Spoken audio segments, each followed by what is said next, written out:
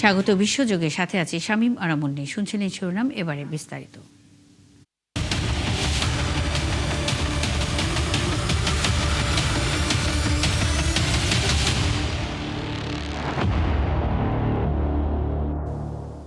Donald ট্রাম্পের নির্দেশে ইরানে একাধিক লক্ষ্যবস্তুতে নতুন করে হামলা চালিয়েছে যুক্তরাষ্ট্র। যুক্তরাষ্ট্রের এই হামলার জবাবে পাল্টা হামলা চালানোর দাবি করেছে ইরানের Islamic Revolutionary Guard IRGC. Tehran বলছে উপসাগরীয় অঞ্চলে মার্কিন ঘাঁটিগুলো লক্ষ্য করে চালানো হয়েছে প্রতিশোধমূলক অভিযান। একই সঙ্গে হরমুজ প্রণালী বন্ধের ঘোষণা দিয়েছে ইরান। আরও জানাচ্ছেন নাহিদা রিন্থি। মধ্যপ্রাচ্যে ফের যুদ্ধের দামামা, পাল্টাপাল্টি আঘাতে আবারও উত্তপ্ত ইরান ও যুক্তরাষ্ট্র। মার্কিন প্রেসিডেন্ট ডোনাল্ড ট্রাম্পের কঠিন হামলার হুমকির পরেই বন্দর আব্বাস সহ ইরানের কয়েকটি শহরে বিস্ফোরণের শব্দ শোনা গেছে। রাজধানী তেহরানের পশ্চিমাঞ্চলে আকাশ প্রতিরক্ষা ব্যবস্থা সক্রিয় করা হয়। মার্কিন সেন্টার কমান্ড সেন্টকম জানিয়েছে ইরানের একাধিক লক্ষ্য বস্তুতে হামলা চালিয়েছে মার্কিন বাহিনী। তাদের দাবি, যুক্তরাষ্ট্রের সেনা ও আন্তর্জাতিক বাণিজ্যিক জাহাজের নিরাপত্তার জন্য আত্মরক্ষামূলক পদক্ষেপ হিসেবে এই অভিযান চালানো হয়েছে। এরপরই পাল্টা হামলা চালায় ইরানের ইসলামিক রেভলিউশনারি গার্ড আইআরজিসি। একদিনের মাথায় আবারও কুয়েত ও বাহরাইনে থাকা মার্কিন ঘাঁটিগুলো লক্ষ্য করে হামলা চালানো হয়েছে। এছাড়া যুক্তরাষ্ট্রের হামলার পরই হরমুজ প্রণালী পুরোপুরি বন্ধের নির্দেশ দিয়েছে ইরান। এদিকে হরমুজ বন্ধ ঘোষণার পর এটি অতিক্রমের চেষ্টা করায় ইরানের আইআরজিসি দুটি জাহাজে হামলা চালিয়েছে। একই সঙ্গে প্রণালীতে মার্কিন নৌবাহিনী ও আইআরজিসির নৌ ইউনিটের মধ্যে পাল্টাপাল্টি গোলাগুলি চলছে। এদিকে ইরানের প্রেসিডেন্ট মাসুদ পেজেশকিয়ান ট্রাম্পের দাবি প্রত্যাখ্যান করে বলেছেন, যুক্তরাষ্ট্রের সঙ্গে কোনো সরাসরি আলোচনা বা ফোনালাপ হয়নি। তারা কঠোর জবাবের প্রস্তুতি নিচ্ছে। যুদ্ধ কোনোভাবেই দেশের স্বার্থে নয়, কিন্তু তারা যদি মনে করে যে আমাদের মর্যাদা, আমাদের ভূখণ্ড এবং আমাদের মাতৃভূমি লঙ্ঘন করে আমরা আত্মসমর্পণ করব বা পিছু হটব, তবে তারা শুধু স্বপ্নই দেখুক। বিমান শক্তি এবং বোমাবর্ষণ ব্যবহার করে কোনো দেশকে আত্মসমর্পণে বাধ্য করা অসম্ভব। যুক্তরাষ্ট্র ও ইরানের সংঘাত নতুন করে জোরদার হয় গত মঙ্গলবার। হরমুজ প্রণালীতে মার্কিন সামরিক হেলিকপ্টার ভূপাতিত হওয়ার পর মার্কিন বাহিনী ইরানের বিভিন্ন লক্ষ্য বস্তুতে বিমান হামলা চালায়। জবাবে জর্ডান, কুয়েত ও বাহরাইনে যুক্তরাষ্ট্রের ঘাঁটি লক্ষ্য করে পাল্টা ক্ষেপণাস্ত্র ও ড্রোন হামলা চালায় ইরান। নাহিদা রিন্থি, ৭১। মধ্যপ্রাচ্য ক্রমেই গভীর সংকটের দিকে এগিয়ে যাচ্ছে এবং এর প্রভাব অঞ্চলটির গণ্ডি ছাড়িয়ে বিশ্বজুড়ে ছড়িয়ে পড়ছে বলে সতর্ক করেছেন জাতিসংঘের মহাসচিব অ্যান্টোনিও গুতেরেস। নিউ ইয়র্কে জাতিসংঘ নিরাপত্তা পরিষদের এক বৈঠকে গুতেরেস আরও বলেন, মধ্যপ্রাচ্যের জনগণ এই যুদ্ধের নির্মম মূল্য দিচ্ছে এবং এর প্রভাব এখন বৃহত্তর বিশ্বেও ছড়িয়ে পড়ছে। সবচেয়ে বেশি ক্ষতিগ্রস্ত হচ্ছে দুর্বল দেশ ও সম্প্রদায়গুলো। সাম্প্রতিক উত্তেজনা পূর্ণ মাত্রার সংঘাত পুনরায় শুরু হওয়ার ঝুঁকি তৈরি হওয়ার আশঙ্কা প্রকাশ করে তিনি বলেন, বর্তমান পরিস্থিতি আবারও পূর্ণমাত্রার সংঘাতের দিকে নিয়ে যেতে পারে। গুতেরেস আরও বলেন, যুদ্ধ ও সংঘাতের প্রভাব আন্তর্জাতিক বাজার, বাণিজ্য পথ, খাদ্য সরবরাহ ব্যবস্থা এবং জ্বালানি মূল্যের ওপরও পড়ছে। ফলে বিশ্বের বহু দেশ, বিশেষ করে দরিদ্র এবং ঝুঁকিপূর্ণ জনগোষ্ঠীর নেতিবাচক প্রভাব বহন করছে। লেবানন ও সিরিয়ায় ইসরায়েলের সামরিক অভিযানের সমালোচনা করায় তুরস্কের প্রেসিডেন্ট রিসেপ তাইয়েপ এরদোয়ানকে তীব্র আক্রমণ করেছেন ইসরায়েলের প্রধানমন্ত্রী বেনিয়ামিন নেতানিয়াহু। এরদোয়ানের অভিযোগ, সিরিয়া ও লেবাননে ইসরায়েলের হামলা এখন আঞ্চলিক নিরাপত্তার জন্য হুমকি হয়ে দাঁড়িয়েছে। এর জবাবে নেতানিয়াহু এক বিবৃতিতে এরদোয়ানকে ইহুদি বিরোধী স্বৈরশাসক আখ্যা দেন। তিনি অভিযোগ করেন, এরদোয়ান হামাসকে সমর্থন করছেন এবং নিজ দেশের জনগণকে দমন করছেন। একই সঙ্গে ইরান ও তাদের মিত্র গোষ্ঠীগুলোর বিরুদ্ধে ইসরায়েলের অভিযান অব্যাহত থাকবে বলেও জানান তিনি। দীর্ঘদিন ধরেই ইসরায়েল ও তুরস্কের মধ্যে হামাস, গাজা যুদ্ধ এবং মধ্যপ্রাচ্যের বিভিন্ন ইস্যুতে উত্তেজনা চলছে।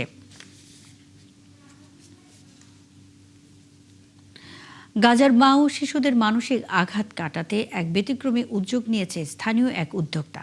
হাতের তৈরি পুতুলে তুলে ধরা হচ্ছে তাদের হারানোর গল্প, বাস্তুচ্যুত হওয়ার কষ্ট আর নতুন আশার প্রতিচ্ছবি। সংশ্লিষ্টরা বলছেন, যুদ্ধের ধ্বংসস্তূপের মাঝেও বেঁচে থাকা নতুন পথ খুঁজতেই এমন উদ্যোগ। আরও জানাচ্ছেন দেওয়ান মোবাশ্বিরা হোসেন।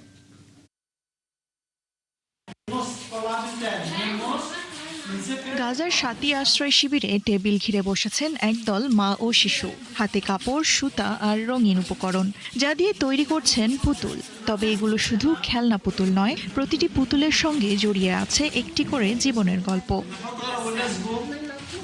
প্রকল্পটির উদ্যোক্তা ইউসুফ আল হিন্দি বলেন, প্রায় ১.৫ মাস ধরে ১২০ জন নারী ও শিশুর সঙ্গে কাজ করছেন তারা। তাদের কষ্ট, স্মৃতি ও অভিজ্ঞতা শুনে সেগুলোকে সৃজনশীল কাজের রূপ দেওয়ার চেষ্টা করা হচ্ছে।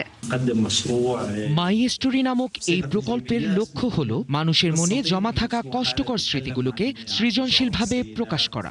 আমরা তাদের গল্প শুনেছি এবং সেই গল্পগুলোকে তারা পুতুলে রূপ দিয়ে কষ্ট কমানোর চেষ্টা করছে। গাজায় যুদ্ধের কারণে বহু মানুষ বারবার ঘর ছাড়তে বাধ্য হয়েছেন। তাদেরই একজন নাজওয়া ওমর।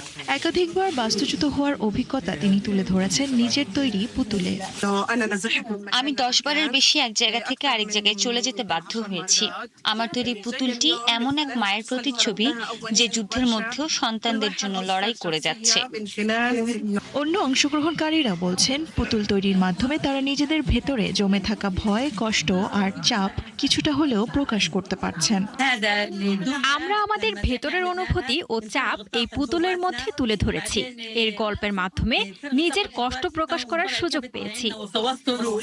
যুদ্ধের ক্ষত এখনো বয়ে বেড়াচ্ছে গাজা, তবে এই ছোট ছোট পুতুলের গল্পে ফুটে উঠছে ধ্বংসের মাঝেও মানুষ কিভাবে খুঁজে নেয় নতুন করে বাঁচার আশা। দেওয়ান মুবাশিরা হোসেন, ৭১। পাকিস্তান অধিকৃত কাশ্মীরের মুজাফফরাবাদের কাছে দেশটির সামরিক বাহিনীর একটি MI-17 উড়োজাহাজ বিধ্বস্তের ঘটনা ঘটেছে। বুধবার সকালের এই দুর্ঘটনায় উড়োজাহাজটির সব আরোহী নিহত হয়েছে বলে জানিয়েছে পাকিস্তানের আন্তঃবাহিনী জনসংযোগ পরিদপ্তর ISPR। দেশটির সামরিক বাহিনীর গণমাধ্যম শাখা জানায়, উড্ডয়নের সময় উড়োজাহাজটির কারিগরি ত্রুটি দেখা দেয়ায় এ ঘটনা ঘটে। তবে এই উড়োজাহাজে সামরিক বাহিনীর কতজন সদস্য ছিলেন সে বিষয়ে কোনো তথ্য জানায়নি পাক ISPR। দুর্ঘটনার সুনির্দিষ্ট কারণ জানতে একটি তদন্ত কমিটি গঠনের নির্দেশ দেওয়া হয়েছে বলেও জানায় তারা। দেশটির সেনাবাহিনী প্রধান ফিল্ড মার্শাল সৈয়দ অসীম মুনির এবং সেনাবাহিনীর সর্বস্তরের কর্মকর্তা সদস্যরা উড়োজাহাজ বিধ্বস্তে প্রাণহানির ঘটনায় গভীর শোক প্রকাশ করেছেন। তীব্র দাবদাহে পুড়ছে পাকিস্তান। দেশটির বন্ধনগরী করাচিতে স্থানীয় সময় বুধবার তাপমাত্রার তীব্রতা পৌঁছেছে ৪৯ ডিগ্রি সেলসিয়াসে। পাকিস্তানের আবহাওয়া অধিদপ্তরের তথ্য অনুযায়ী বুধবার করাচির প্রকৃত তাপমাত্রা ছিল ৩৭ ডিগ্রি সেলসিয়াস। তবে আর্দ্রতার কারণে বেড়েছে গরমের অনুভূতি। চলমান এই তাপপ্রবাহ অব্যাহত থাকতে পারে ১২ জুন পর্যন্ত। আবহাওয়া অফিসের পূর্বাভাস অনুযায়ী এই সময় সর্বোচ্চ তাপমাত্রা ৪০ থেকে ৪৩ ডিগ্রি সেলসিয়াসের মধ্যে থাকতে পারে। এদিকে সিন্ধু ও বেলুচিস্তানের কয়েকটি এলাকায় তাপমাত্রা উঠতে পারে ৪৮ থেকে ৫১ ডিগ্রি সেলসিয়াস পর্যন্ত। অতিরিক্ত গরমে স্বাস্থ্য ঝুঁকির সতর্কতা জারি করে শিশু, নারী ও বয়স্কদের বিশেষ সতর্ক থাকার পরামর্শ দিয়েছে কর্তৃপক্ষ।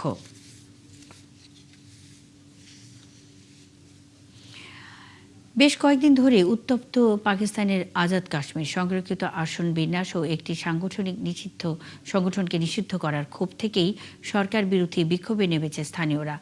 বিশ্লেষকদের মতে এই বিক্ষোভের পেছনে রয়েছে দীর্ঘদিনের রাজনৈতিক বঞ্চনা, স্থানীয় প্রতিনিধিত্ব, সম্পদ বণ্টন এবং স্বায়ত্তশাসন নিয়ে অসন্তোষ। বিস্তারিত অরিসুল ইসলামের রিপোর্টে। আজাদ কাশ্মীরে বাড়তে থাকা মূল্যস্ফীতি ও বেকারত্ব সহ নানা ইস্যুতে গত কয়েকদিন ধরে প্রতিবাদের সরব স্থানীয় জয়েন্ট আওয়ামী অ্যাকশন কমিটি বা JAAC। এর মাঝেই সংগঠনকে নিষিদ্ধ ঘোষণা করে স্থানীয় সরকার। এরপরই নতুন রূপ নেয় বিক্ষোভ। তবে এই অশান্ত পরিবেশের পেছনে রয়েছে অন্য কারণ। আন্তর্জাতিক সংবাদ মাধ্যমগুলোর তথ্য অনুযায়ী বর্তমান সংকটের মূল কারণ ২৭ জুলাইয়ের আইনসভা নির্বাচন। ৪৫ সদস্যের আইনসভায় ১২টি আসন সংরক্ষিত রয়েছে শরণার্থীদের জন্য। JAACর দাবি, এসব আসনে শুধু আজাদ কাশ্মীরের স্থায়ী বাসিন্দারাই প্রতিদ্বন্দ্বিতা করতে পারবেন। অন্য শহরের বাসিন্দাদের জন্য সংরক্ষিত আসন ব্যবস্থা বাতিল করতে হবে। তবে স্থানীয় সুপ্রিম কোর্ট সাম্প্রতিক রায় বলছে এগুলো বাতিল করা সহজ হবে না, কারণ এটি করতে হলে সংবিধানই সংশোধন করতে হবে। বিশ্লেষকদের মতে সংরক্ষিত আসন ইস্যু কেবল সাম্প্রতিক উত্তেজনার একটি অংশ। এর পেছনে রয়েছে দীর্ঘদিনের রাজনৈতিক বঞ্চনা, স্থানীয় প্রতিনিধিত্ব, সম্পদ বন্টন এবং স্বায়ত্তশাসন নিয়ে অসন্তোষ। 2023 সালে বিদ্যুতের উচ্চ বিল ও ভর্তুকি কমানোর প্রতিবাদ থেকে শুরু হয় আন্দোলন। পরে সংরক্ষিত আসন বাতিল ও দুর্নীতির তদন্ত সহ 38 দফা দাবি তোলে জেএএসি। বিশ্লেষকদের মতে সংরক্ষিত আসন ব্যবস্থা বাতিল হলে আন্তর্জাতিক পরিসরে কাশ্মীর প্রশ্নে পাকিস্তানের অবস্থান দুর্বল হতে পারে। আর সে কারণেই বিষয়টি শুধু স্থানীয় রাজনীতির নয়, বৃহত্তর কাশ্মীর ইস্যুর সঙ্গেও জড়িত রয়েছে। অরিসুল ইসলাম, ৭১। ভারতের মণিপুর রাজ্যে প্রায় 1 মাস আগে একটি সশস্ত্র গোষ্ঠীর হাতে জিম্মি হওয়া নাগা সম্প্রদায়ের 6 জনের মরদেহ উদ্ধার করা হয়েছে। বুধবার রাজ্য পুলিশের বরাত দিয়ে ব্রিটিশ বার্তা সংস্থা রয়টার্সের এক প্রতিবেদনে এই তথ্য জানানো হয়েছে। সামাজিক যোগাযোগ মাধ্যম এক্সে দেয়া এক পোস্টে মণিপুর পুলিশ জানায়, খ্রিস্টান নাগা সম্প্রদায়ের ওই ব্যক্তিরা গত 13 মে লেইলুন ভাইপেই গ্রাম থেকে অপহৃত হন। পরে পুলিশ অভিযানের পর তাদের মরদেহ উদ্ধার করে।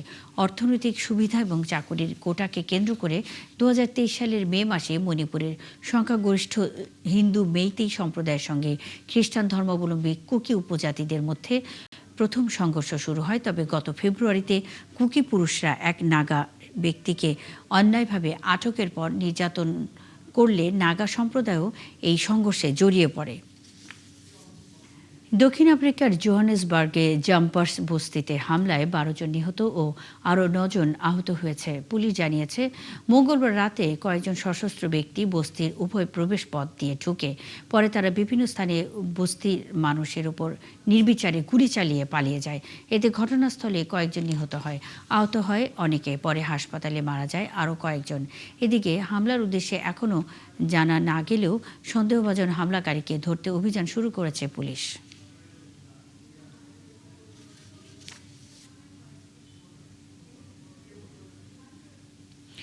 নিজেদের তৈরি ক্ষেপণাস্ত্র দিয়ে রাশিয়ার সামরিক স্থাপনায় হামলা চালানোর দাবি করেছে ইউক্রেন।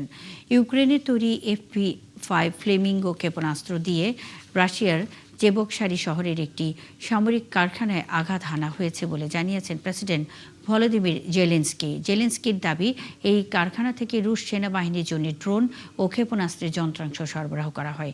ইউক্রেন সীমান্ত থেকে প্রায় 1000 কিলোমিটার দূরের এই স্থাপনায় হামলার ফুটেজও প্রকাশ করেছেন তিনি। এদিকে চুভাশিয়া অঞ্চলের গভর্নর হামলার বিষয়টি নিশ্চিত করে জানিয়েছেন, ক্ষয়ক্ষতি ও হতাহতের তথ্য যাচাই করা হচ্ছে।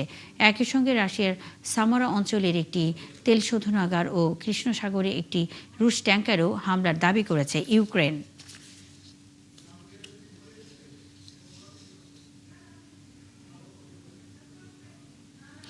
অ্যাসিড হামলায় জড়িত থাকার অভিযোগে ইন্দোনেশিয়ায় 4 সেনা কর্মকর্তাকে বিভিন্ন মেয়াদে কারাদণ্ড দিয়েছে দেশটির একটি সামরিক আদালত। ঘটনার বিবরণে জানা যায়, সেনাবাহিনীর ক্রমবর্ধমান ভূমিকার বিরুদ্ধে প্রচার চালানোয় গত মার্চে মানবাধিকার কর্মী আন্দ্রি ইউনুসের ওপর অ্যাসিড নিক্ষেপ করে এই সেনা সদস্যরা। হামলায় আন্দ্রির এক চোখ অন্ধ হয়ে যায়। এছাড়া তার মুখ ও শরীরের 20% বেশি অংশ দগ্ধ হয়। পরে এই ঘটনায় এপ্রিলে বিচার কার্যক্রম শুরু হলে আদালত দোষী সাব্যস্ত করে এই 4 সেনা কর্মকর্তাকে। মিয়ানমারের গৃহযুদ্ধে কয়েক বছর ধরেই চাপে ছিল সামরিক জান্তা। বিদ্রোহী গোষ্ঠীগুলোর সমন্বিত হামলায় একের পর এক ঘাঁটি হারিয়ে প্রতিরক্ষামূলক অবস্থানে চলে যায় সেনাবাহিনী। তবে সাম্প্রতিক মাসগুলোতে কিছু এলাকায় পাল্টা সাফল্যের খবর মিলেছে। এতে প্রশ্ন উঠেছে, কোণঠাসা থাকা সামরিক জান্তা কিভাবে ঘুরে দাঁড়াতে শুরু করেছে। শারমিন স্বপ্নার প্রতিবেদন। মিয়ানমারে 2021 সালের সামরিক অভ্যুত্থানের পর থেকে জান্তা বাহিনী দেশজুড়ে সশস্ত্র বিদ্রোহীদের তীব্র প্রতিরোধের মুখে পড়ে। বিশেষ করে 2023 সালের শেষ দিকে বিভিন্ন জাতিগত সশস্ত্র গোষ্ঠী ও গণতন্ত্রপন্থী বাহিনীর সমন্বিত অভিযানে সেনাবাহিনী একের পর এক ঘাঁটি হারায়। তবে 2025-26 সালে এসে কিছু এলাকায় জান্তা বাহিনী আবারও সীমিত সাফল্য অর্জন করতে শুরু করেছে। বিশ্লেষকদের মতে এর পেছনে কয়েকটি কারণ রয়েছে। প্রথমত, বিদ্রোহী জোটগুলোর মধ্যে কৌশলগত ও রাজনৈতিক মতপার্থক্য বেড়েছে, ফলে সমন্বিত অভিযান আগের মতো শক্তিশালী নেই। দ্বিতীয়ত, সীমান্তবর্তী এলাকায় প্রতিবেশী দেশগুলোর চাপ ও নিরাপত্তা উদ্বেগের কারণে কিছু বিদ্রোহী গোষ্ঠীর কার্যক্রম সীমিত হয়েছে। আর তৃতীয় কারণ, সেনাবাহিনী ড্রোন, বিমান হামলা ও ভারী অস্ত্রের ব্যবহার বাড়িয়ে নিজেদের হারানো কিছু অবস্থান পুনর্দখলের চেষ্টা করছে। এছাড়া বাধ্যতামূলক সামরিক নিয়োগ চালু করে জান্তা নতুন জনবল সংগ্রহ করেছে, যা বাহিনীর সক্ষমতা কিছু বাড়িয়েছে। যদিও এসব কারণে সেনাবাহিনী কয়েকটি ফ্রন্টে অগ্রগতি পেয়েছে, তবু দেশটির বিস্তীর্ণ অঞ্চলে বিদ্রোহী গোষ্ঠীগুলো এখনো শক্ত অবস্থানে রয়েছে। বিশেষ করে রাখাইন অঞ্চলে আরাকান আর্মি শক্তিশালী অবস্থানে আছে। কাচিন অঞ্চলে বিদ্রোহীরা সক্রিয়, আর মধ্য মিয়ানমারের বহু এলাকায় পিপলস ডিফেন্স ফোর্স গেরিলা যুদ্ধ চালিয়ে যাচ্ছে। সার্বিকভাবে জান্তার সাম্প্রতিক সাফল্য যুদ্ধের মোড় ঘুরিয়ে দিয়েছে এমনটা বলা এখনো কঠিন, বরং এটি চলমান সংঘাতে সাময়িক কৌশলগত সুবিধা হিসেবে দেখা হচ্ছে, যেখানে উভয় পক্ষ এখনো চূড়ান্ত বিজয় থেকে অনেক দূরে। শারমিন স্বপ্না, ৭১। এই ছিল এখনকার আয়োজনে। বিশ্বের আরও নতুন কিছু খবর ও বিশ্লেষণ নিয়ে দুপুর ১:৩০টায় আবারও হাজির হবে বিশ্বযোগ। সরাসরি সংবাদ অনুষ্ঠান দেখতে চোখ রাখুন একাত্তরের ফেসবুক পেজ এবং সাবস্ক্রাইব করুন একাত্তরের ইউটিউব চ্যানেল। থাকুন একাত্তরের সাথেই।